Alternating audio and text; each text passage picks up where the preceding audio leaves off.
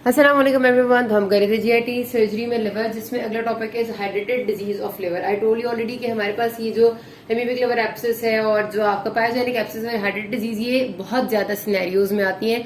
SCQ में भी कभी कभी आ जाती है और एमसीक्यू में भी आती है। हाइड्रेटेड डिजीज का तो जो क्वेश्चन आपको वो डायरेक्टली इस तरह से भी आया हुआ है कि describe the positive organism, pathogenesis and clinical features and management of the patient of hydrated disease of the liver. ठीक है, तो इस वजह से आपको बहुत ही सिंपल तरीके से भी उन्हें सवाल पूछा हुआ है, लेकिन पूछना बड़ा पसंद है उनको। तो आपको ना जरा इसको ध्यान से देख लेना है और इसकी खासतौर पर ट्रीटमेंट को जरा सुन लेना और किस तरह आपने डायग्नोसिस बनाया है। बहुत आसान सी वही वाली बातें जो आपने माइक्रो में पढ़ी हुई है। आपको पता है कि हाइड्रेटेड डिजीज में बेसिकली हाइड्रेटेड सिस्ट बन जाती है लिवर के अंदर, और ये जो हमारी पॉजिटिव ऑर्गेनिज्म है इसका वो है एकाइनोकोकस ग्रेनुलोसस। ठीक है, एकाइनोकोकस ग्रेनुलोसस। अब आपको अगर याद हो थोड़ा सा, तो ये हमारा वो वाला ऑर्गेनिज्म है जिसका human beings are not the definitive host. ये कुछ ऑर्गेनिज्म होते हैं ना जिनका ह्यूमन बींग डेफिनेटिव होस्ट होते हैं, कुछ होते हैं जिनका इंटरमीडिएट होस्ट होते हैं। इसका डेफिनेटिव होस्ट डॉग होता है, और अक्सर ये बात भी एमसीक्यू में आ जाती है। बेशक ये पुरानी बात है, इसका सर्जरी से इतना ताल्लुक नहीं, लेकिन आपने याद रखना है। ठीक है, एकाइनोकोकस का जो बेसिकली सेक्सुअल साइकिल है वो डॉग के अंदर होता है, और डॉग के इंटेस्टाइन में इसका सेक्सुअल साइकिल होता है। उसके बाद डॉग अपने इसके बहुत सारे एग्स को अपने फीसेस में एक्सक्रीट कर देता है। वो वाले एग्स अगर शीप या ह्यूमन, ठीक है, शीप या ह्यूमन, इन दोनों में से कोई भी एक चीज, शीप भी इसका इंटरमीडिएट होस्ट है, ठीक है, इंटरमीडिएट होस्ट, और ह्यूमन बींग्स भी इसका इंटरमीडिएट होस्ट है। शीप या ह्यूमन में से अगर कोई भी बंदा इसके डॉग के जो वो एग्स है वो इंजेस्ट कर लेता है, तो वो ज़ाहिर है हमारे अंदर आ जाएंगे। हमारे अंदर आके फिर वो अगली स्टेज में आते हैं, इंटरमीडिएट। वहां पर हमारे अंदर ये सेक्सुअल साइकिल नहीं करते, एसेक्सुअल साइकिल करते हैं। इंटेस्टिन में आता है, इंटेस्टिन में आके ये इंटेस्टिन को इरोड करता है, वहां से ब्लड में चला जाता है, और ब्लड में जैसे इसका सबसे कॉमन एरिया जिसको ये इन्वेड करता है वो लिवर होता है। ठीक है, लिवर के अलावा सिर्फ लिवर में नहीं जाता होता, ये लिवर के अलावा और जगहों में भी जा सकते हैं। कुछ तो हमने भी जो पहले पढ़ा था, जैसे अमीबा है, वो सबसे ज्यादा क्या लिवर में ही वो सिर्फ एब्सेस करता है और कहीं नहीं करता। लेकिन ये आपके लंग्स में भी डायरेक्ट जा सकते हैं, आपके बोन्स में भी जा सकते हैं, ब्रेन में जा सकते हैं। वेरी इंपॉर्टेंट, ब्रेन में हाइड्रेटेड डिजीज की जो एब्सेस है, hydrated liver abscess, hydrated abscess, वो बहुत कॉमन है। उसके अलावा किडनीज में भी जा सकते हैं, और जाएगा किस तरह से, ब्लड के थ्रू। ठीक है, जिस तरह पोर्टल वेन से लिवर में आ गया, वहां उसी तरह से अगली वेन से और फिर आर्टरी से कहीं भी और चला जाएगा। तो ये हमारे पास इसकी जो मेजर पैथोजेनेसिस होती है ना, कि हमारे पास ये आएगा गट में, आएगा गट के म्यूकोजा को पेनिट्रेट करेगा, वहां से पोर्टल वेन, और पोर्टल वेन से लिवर में। अब लिवर में पहुंच के इसकी जो एब्सेस बनती है ना, हाइड्रेटेड, जो बेसिकली आप उसको सिस्ट भी कहते हैं। सिस्ट तो नहीं होती, सिस्टिक कैविटी होती है, बिकॉज फ्लूइड फिल्ड कैविटी, लेकिन होती है एब्सेस। ये वो बाकियों से थोड़ी सी डिफरेंट होती है। उसकी रीजन ये है कि एक तो इसकी बहुत ही डेफिनेट सी लेयर्स इस तरह से होती है कि आपके पास ना ये जब जाता है, जाने के बाद इसकी जो अपने मतलब ये जो ऑर्गेनिज्म होता है अपने गिर्द ये पूरी ऐसे करके इसकी एक लेयर होती है जिसको कहते हैं जर्मिनल लेयर। ठीक है, ऑर्गेनिज्म इस जर्मिनल लेयर के अंदर होता है और अलाइव होता है और मूव कर रहा होता है। ये जर्मिनल लेयर अटैच्ड होती है along with other layers with the gut wall, basically not with the gut wall, like ऐसे करके इसकी जो अपनी जर्मिनल लेयर होती है ना, सपोज ये मेरे पास एक डॉटर सिस्ट, ये कितनी बड़ी हाइड्रेटेड सिस्ट है, हाइड्रेटेड सिस्ट की अपनी एक लेयर है। ठीक है, ये पूरी की पूरी इसने खुद बनाई है, ये इसकी जर्मिनल लेयर है। इसके अंदर ये जो मैंने ड्रॉ की है, this is your daughter cyst. इस तरह की बहुत सारी डॉटर सिस्ट अंदर बनी हुई हो सकती है। कभी कभार ऐसा होता है कि ये हाइड्रेटेड सिस्ट जो बनती है ये यूनिलोकुलेटेड होती है। यूनिलोकुलेटेड का मतलब है कि इसके अंदर सारी की सारी एक ही तरह का फ्लूइड भरा हुआ है, तो वो यूनिलोकुलर सिस्ट होगी। लेकिन अगर इस तरह की मल्टीपल डॉटर सिस्ट अंदर बनी हुई होंगी तो उसको मल्टीलोकुलेटेड कहते हैं, और इवन आपस में एक दूसरे में इनमें ऐसी सेपरेशंस भी होती हैं। ये तो इसकी अपनी कवरिंग होती है। फिर हमारा जब होस्ट है, होस्ट यानी लिवर है, लिवर के अंदर जो सिस्ट बनी होती है तो लिवर भी इसके गिर्द एक फाइब्रस कवरिंग बना देता है। जाहिर है लिवर उसको एक जगह पर कंटेन करना चाह रहा होता है, तो वो हमारे होस्ट ऑर्गन की कवरिंग होती है। तो ये सिस्ट काफी बड़ी होती है, इसके अंदर बहुत ज्यादा फ्लूइड कंटेंट होता है, रिगार्डलेस ऑफ द थिंग कि ये भी एक इन्फेक्शन ही है, ज़ाहिर पैरासिटिक इन्फेक्शन है जिसकी वजह से ये हुई है। लेकिन इसको मैं सिस्ट इस वजह से कह रही हूँ क्योंकि इसके अंदर बहुत ज्यादा क्लियर फ्लूइड होता है और पस नहीं होती। पस वो चीज होती है जो कि आपके किसी पॉजिटिव ऑर्गेनिज्म और ह्यूमन बॉडी, उन दोनों की जब लड़ाई होती है, ह्यूमन बॉडी का मतलब है ह्यूमन बॉडी के white cells, white blood cells हमारे जब किसी भी आने वाले इन्फेक्शियस एजेंट से लड़ते हैं, उस लड़ने के रिजल्ट में जो चीज बनती है वो पस होती है, और पस इंडिकेट करती है कि कोई इन्फेक्शन हुआ था। यहाँ पर पस नहीं होती, यहाँ पर फ्लूइड जो है वो क्लियर होते हैं, सिस्टिक होते हैं, क्योंकि ये इतनी बड़ी सिस्ट जो है वो एकदम से बन जाती है कि ह्यूमन बॉडी के व्हाइट ब्लड सेल्स इससे उस तरह से लड़ नहीं पाते, और अंदर फ्लूइड पस नहीं होता बल्कि क्लियर फ्लूइड होता है, इसलिए इसको सिस्ट कहते हैं, हाइड्रेटेड सिस्ट। ठीक हो गया। अच्छा, अभी मैंने आपको बताया कि एक लेयर है इसकी जो हमारी बॉडी ने, लिवर ने इसको इनक्लोज करने के लिए बनाई है। एक लेयर इसकी अपनी होती है जर्मिनल लेयर, इसके अंदर मल्टीपल डॉटर सिस्ट्स भी हो सकती हैं। तो it can be unilocular, it can be multilocular, it is large in size. ठीक है, अब इसमें प्रॉब्लम ये होती है हमारे पास अगली, ये तो हमने बात कर ली कि पैथोजेनेसिस के लिवर में जाएगी, लिवर में जाके सिस्ट बना देगी और इसकी डिफरेंट लेयर्स भी होती हैं। अब इसे प्रॉब्लम ये होती है कि सिस्ट चाहे तो ये इधर ही पड़ी रहेगी और कुछ नहीं करेगी। ठीक है, कभी कभार ऐसा भी होता है कि ये सिस्ट पड़े पड़े आहिस्ता आहिस्ता ह्यूमन, क्योंकि बाहर से फाइब्रोटिक जो रिएक्शन हमारा चल रहा होता है, आहिस्ता आहिस्ता क्या होता है कि वो ये जो सिस्ट के कॉन्टेंट्स है वो डेड होते जाते हैं खुद ब खुद ही। ठीक है, जब वो डेड हो जाएंगे तो अगर सिस्ट बनी भी रहेगी और अंदर कॉन्टेंट्स डेड है, मजीद कुछ नहीं बन रहा, तो ये एसिम्टोमेटिक, मोस्टली अगर ज्यादा बड़ा साइज दी तो एसिम्टोमेटिक रहती है, पेशेंट को कुछ नहीं कहते, तो हम पेशेंट की सिस्ट को रिमूव भी नहीं करते क्योंकि अंदर से कंटेंट सारे डेड हो चुके हैं। कभी कभार ऐसा भी होता है कि सिस्ट की जो सारे के सारे कंटेंट है उनकी कैल्सिफिकेशन हो जाती है, कैल्सिफिकेशन हो जाएगी तो भी हमें उसको रिमूव करने की जरूरत नहीं पड़ेगी क्योंकि वो भी बात हुई है कि डेड हो जाएंगे। लेकिन अगर अंदर सिस्ट के कंटेंट्स अलाइव है, और वो किस तरह से आपको पता चलता है, अल्ट्रासाउंड पे आपको मूव करते हुए नजर आती हैं। इसकी प्रोस्टोस्कोलिसीज होती हैं, जिनको प्रोस्टोस्कोलिसीज का मतलब होता है थ्रेड लाइक स्ट्रक्चर्स होते हैं, बेसिकली जो ऑर्गेनिज्म खुद होते हैं वो मूव करता हुआ हमें नजर आता है, पैरासाइट मूव करता हुआ नजर आता है। ठीक है, और सीटी स्कैन पे भी आपको बाकायदा तौर पे लिवर का एक एरिया ऐसे करके आपको लिवर अगर सीटी स्कैन पे नजर आता है ना, तो लिवर के एक एरिया, बड़े से एरिया में आपको नजर आएगा मैस है, और वो मैस में आपको ऐसे मूवेबल चीजें नजर आएंगी। तो बड़ा क्लियर आपको पता चल जाता है कि क्या हमारे पास हेडिटेड सिस्ट है या ये नहीं है। ठीक हो गया, तो उस केस में हमने फिर इसको रिमूव करना होता है। अब अगर आपके पास सिनेरियो आता है तो इसका सिनेरियो में जो पेशेंट प्रेजेंट करते हैं ना, वो कई पेशेंट्स तो एसिम्टोमेटिक भी होते हैं, लेकिन ज्यादातर जिन पे सिम्टम्स आते हैं वो कंप्रेशन के सिम्टम्स आते हैं लिवर पे। लिवर पे कंप्रेशन होगा, लिवर के फीचर्स डिस्टर्ब होंगे, सबसे पहले पेशेंट को जॉन्डिस होगा। हो सकता है कि बिलरी ट्रैक्ट ऑब्स्ट्रक्ट हो रहा, ऑब्स्ट्रक्टिव जॉन्डिस भी हो सकते हैं, लेकिन अक्सर जॉन्डिस के साथ पेशेंट प्रेजेंट करता है। ठीक है, पेन इन राइट हाइपोकॉन्ड्रियम है, उसके साथ पेशेंट को जॉन्डिस है, और उसके साथ आप जब ये देखते हैं तो उसका लिवर थोड़ा सा इनलार्ज भी होता है। ठीक है, pain in right hypochondrium, jaundice, enlarge liver in hepatomegaly. अब जॉन्डिस पिछली दोनों कंडीशन में उतना कॉमन नहीं था, यहाँ पर कॉमन है, और यहाँ पर कोई फीवर नहीं है, फीवर के साथ इसका कोई एसोसिएशन नहीं है। लेकिन जो अगली चीज इसमें बहुत ज्यादा इंपॉर्टेंट है वो ये कि आपके पेशेंट की हिस्ट्री है, या तो वो शीप रखता है या डॉग्स से उसका कोई ताल्लुक है। ये बात तो डेफिनेट है, क्योंकि उन्होंने आपको जो सिनेरियो देते हैं उन्हें आपको गाइड करना होता है कि आप पहुंचे अपने डायग्नोसिस तक। उन्हें आपको कंफ्यूज बिला वजह कंफ्यूज भी करते हैं, लेकिन इतना भी नहीं करते कि आप ना पहुंच सके। तो पेन इन राइट हाइपोकॉन्ड्रियम में जॉन्डिस तो बहुत सारी और कंडीशंस में भी हो सकता है, लेकिन वो अगर आपको कहेंगे एक शीप कीपर आपके पास प्रेजेंट किया है, वो बंदा जो शीप रखता है, या आपके पास एक बंदा है जो कि शीप फार्मर है, या फिर जो डॉग्स रखता है, वो प्रेजेंट किया पेन राइट हाइपोकॉन्ड्रियम में जॉन्डिस के साथ है, इनलार्ज लिवर के साथ, और आपको इन्वेस्टिगेशंस पे उसके सीटी स्कैन पे movable cyst with a movable कोई ऑर्गेनिजम्स मिली है, तो डेफिनेट सी बात है कि दिस इज हेडिटेड डिजीज। अच्छा, अगर और चीजें हो सकती हैं इसके साथ, तो अगर सिस्ट आपको पता है कि इन्फेक्शन हो जाएगा तो ज़ाहिर उसमें एब्सेस के फीचर्स आ जाएंगे, यानी कि उसमें साथ पेशेंट को टेम्परेचर भी होगा, हाई ग्रेड फीवर होगा, साथ चिल्स राइगर्स हो जाएंगे। आपको पता है इन्फेक्शन के यही फीचर्स होते हैं, उसको ल्यूकोसाइटोसिस हो जाएगा। अच्छा, अगर वो सिस्ट में इन्फेक्शन नहीं हुआ और वो सिस्ट स्ट्रक्चर हो गई है तो पेरिटोनाइटिस के फीचर्स आएंगे। अगर सिस्ट स्ट्रक्चर होकर लंग में चली गई तो आपके लंग में जो प्लूरा की और डिस्निया और इस किस्म के फीचर्स आएंगे। अगर वो रप्चर होकर उसने बिलियरी ट्री में ऑब्स्ट्रक्शन कर दिए तो आपको कोलिकी नेचर की पेन होगी। लेकिन ये मैं सिर्फ और सिर्फ सीक्वेल बता रही हूँ आपके लिखने के लिए।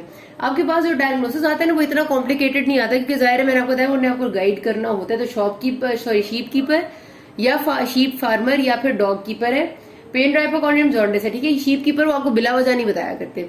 उसके साथ आपने ये दो फीचर्स से तो प्रेजेंट किया, और आपको इन्वेस्टिगेशन में वो आपको बताएंगे किसी किस्म का इस तरह का कोई ताल्लुक मिला है कि सीटी स्कैन पे आपको फ्लूइड फिल्ड मैस मिली है in the liver along with floating membranes. ठीक है, fluid filled mass in the liver consisting of septa with floating membranes, ये बहुत कैरेक्टरिस्टिक फीचर है हेडेड डिजीज का। मतलब ये आप समझ लें कि उसका कार्डिनल फीचर है। क्यों? क्योंकि उसके अंदर ये जो एक आपकी फ्लूइड फिल्ड मैस है, ये सिस्ट है, इसके अंदर जो सेप्टा बनते हैं ये आपकी इसी की लोक्यूलेशंस होती हैं, और फ्लोटिंग मेम्ब्रेन्स आपका बेसिकली ऑर्गेनिज्म होता है। तो सीटी स्कैन में आपको ये फीचर्स, इस कैरेक्टरिस्टिक ऑफ हेडेड डिजीज ये आप याद रखेंगे। ठीक है, दिस इज इंपॉर्टेंट, यही लफ्ज आपके लिखे होते हैं और ये आपने लिखने होते हैं, तो ये आपका डायग्नोसिस बन जाएगा। फिर वो आपसे कहते हैं कि आपने और इन्वेस्टिगेशन क्या करानी है, मतलब मैनेजमेंट किस तरह करें, तो आपने क्या करेंगे, अल्ट्रासाउंड और सीटी स्कैन कराएंगे। अगर उन्होंने नहीं बताया हुआ आपको अल्ट्रासाउंड और सीटी स्कैन की फाइंडिंग, तो अल्ट्रासाउंड करवाएंगे, उससे आपको अंदाजा हो जाता है कि कोई सिस्टिक कैविटी है। सीटी स्कैन आपको बता देगा ये कुछ के सिस्ट है, साथ उसके बीच में उनने सेपरेशन है और उसके अंदर ऑर्गेनिज्म फैल रहा है। तो उसके अलावा आप कंफर्म किस तरह कर सकते हैं, वही बात है, आप एलाइजा करेंगे एंटीबॉडीज अगेंस्ट हाइड्रेटेड डिजीज, सॉरी एकाइनोकोकस ग्रेनुलोसस, तो आपको उसमें एंटीबॉडीज मिल जाएंगे। This is confirmed then. अच्छा, अब आपके पास ट्रीटमेंट है इसका 3 तरह का होता है। क्योंकि ये सिस्ट बड़ी है तो हम इसमें ये करते हैं कि मेडिकल ट्रीटमेंट देते हैं वो भी महीनों के हिसाब से। अगर हमें पता हो कि सिस्ट छोटी है और काफी हद तक हमें लगता है कि ये ठीक हो जाएगी, ठीक है, तो हम उसमें मेडिकल ट्रीटमेंट देते हैं। वरना हम फिर जो है वो ज्यादातर कोशिश करते हैं कि अगर जरा सी भी सिस्ट का साइज बड़ा है और हमें पता है कि पेशेंट मेडिकल ट्रीटमेंट के साथ कॉम्प्लाइंट नहीं होगा, रप्चर होने का खतरा है, तो फिर हम उसको दूसरी तरह मैनेज करते हैं। दूसरी तरह में या तो हम उसकी परक्यूटेनियस ट्रीटमेंट करेंगे, यानी उसी तरह परक्यूटेनियस एस्पिरेशन करेंगे, या सर्जरी करेंगे, ओपन सर्जरी। सबसे बेहतर तरीका जिसमें सारा का सारा कुछ रिमूव हो सकता है बड़े आराम से, वो सर्जरी है, ताकि कोई चांस नहीं रहता वापस होने का। क्योंकि इसका प्रॉब्लम ही होता है कि अगर इसकी रप्चर हो जाए ना और इसकी प्रोस्टोस्कोलिसिस फैल जाए, ये immediate anaphylactic shock and death of the patient कर सकता है, ठीक है। इसलिए ये हाई रिस्क होता है बहुत ज्यादा कि आप पेशेंट को जो है वो लॉन्ग टर्म मेडिकल थेरेपी पे रखें। जरा सा भी आपको लगता है कि हमारे खासतौर पे सेटिंग में पाकिस्तान में पेशेंट्स कॉम्प्लाइंट नहीं होते अक्सर, तो आप मेडिकल थेरेपी को छोड़ के डायरेक्ट आप परक्यूटेनियस सर्जरी पे हैं। मेडिकल में होता कि आपको पता होना चाहिए एल्बेंडाजोल है, ठीक है, it is according to weight of the patient 10 milligrams per KG देनी होती है आपने ट्वाइस डेली। 70 केजीज का पेशेंट है तो 700 मिलीग्राम्स ट्वाइस डेली देनी है आपने, और उसको भी तकरीबन 6 महीने तक उसने डेली खाना है। उससे कई बार होता है कि आपका सिस्ट का आहिस्ता आहिस्ता साइज छोटा होता जाता है। या फिर आप मेडिकल थेरेपी तब भी देते हैं कि आपने सर्जरी करनी है, सिस्ट बहुत बड़ी है, तो आप पहले थेरेपी मेडिकल देंगे महीने के लिए ताकि वो सिस्ट का साइज छोटा हो और आप सर्जरी कर सकें। परक्यूटेनियस अच्छा जी, अब जो दूसरा काम हम यहाँ पर कर सकते हैं वो ये कर सकते हैं कि हम उसकी परक्यूटेनियस ट्रीटमेंट करें। अब परक्यूटेनियस ट्रीटमेंट या फिर जो एस्पिरेशन है ना वो इसकी बाकी से थोड़ी सी डिफरेंट है। वो इस तरह से कि बाकियों में क्या होता था, जो हमारी पाइजेनिक एब्सेस थी या जो हमारी एमीबिक एब्सेस थी, उसमें हमारा ऑर्गेनिज्म था माइक्रोस्कोपिक ऑर्गेनिज्म होने की वजह से हम उसको एस्पिरेट करते थे, तो एस्पिरेटेड फ्लूइड में सारा का सारा फ्लूइड की फॉर्म में निकल आता था।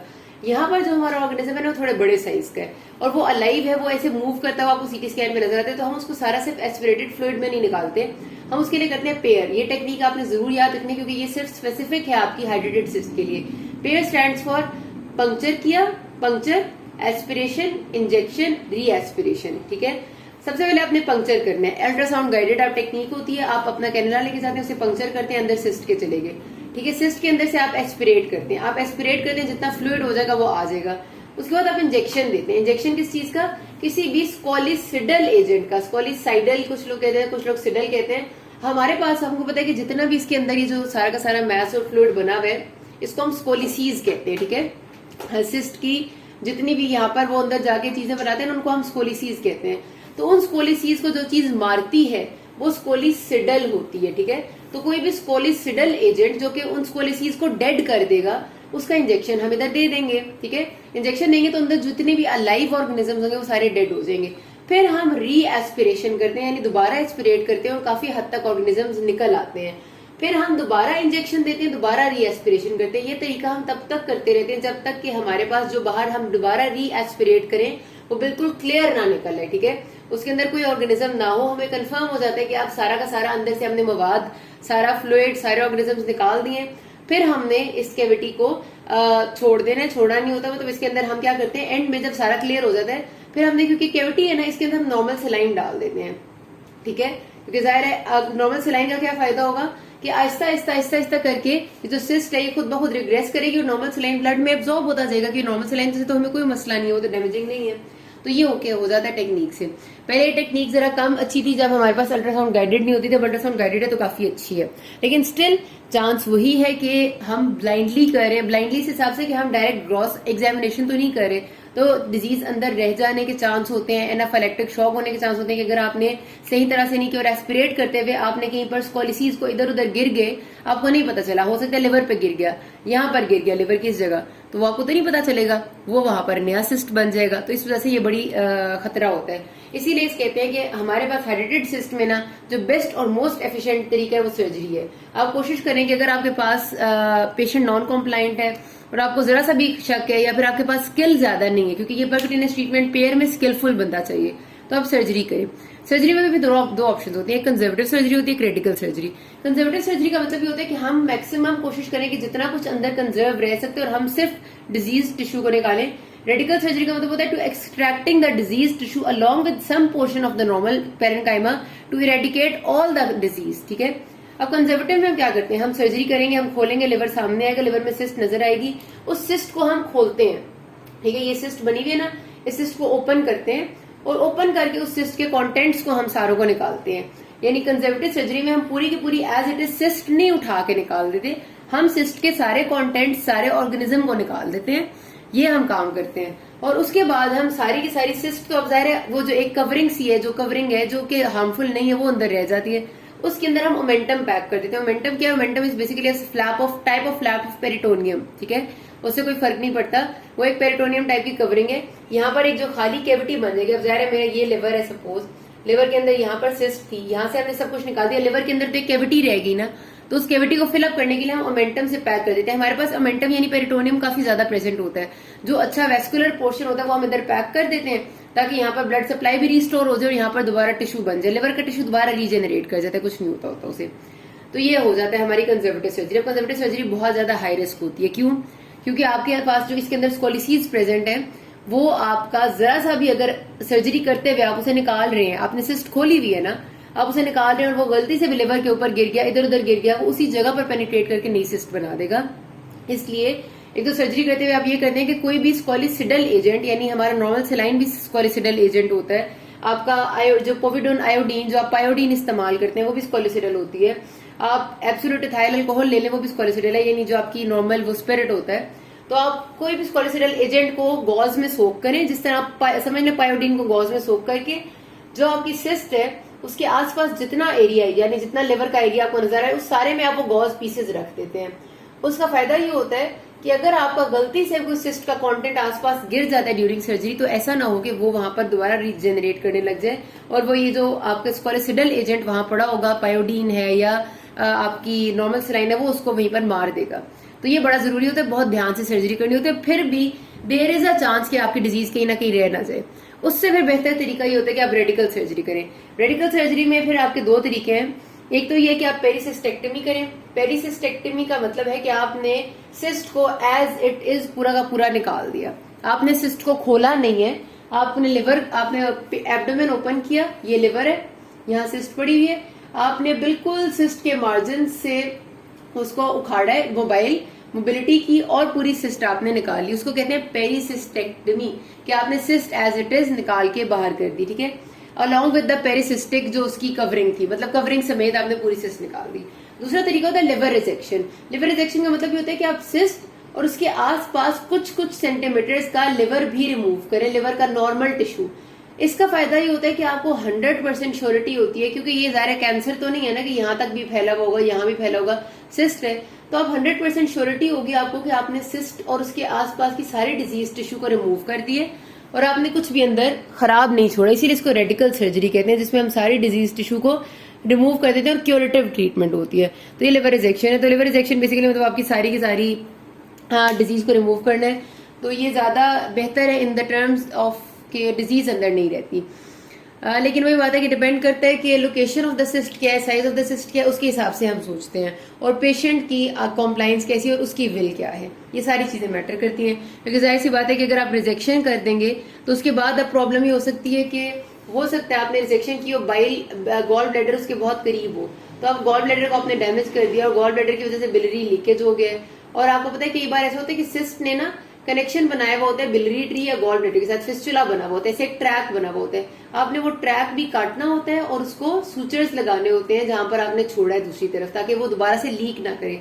इसमें ये बड़े चांस होते हैं कि लीक ना हो जाए या नया ट्रैक ना बन जाए या फिर कोलिंजाइटिस ना हो जाए, हेपेटाइटिस ना हो जाए, ऐसे इन्फेक्शन होने के चांस होते हैं। दैट्स फाइन, मतलब वो आप फिर बाद में ट्रीट कर लेते हो। ये हो गया पूरा, किसी कोई मसला हो गया ना? Thank you.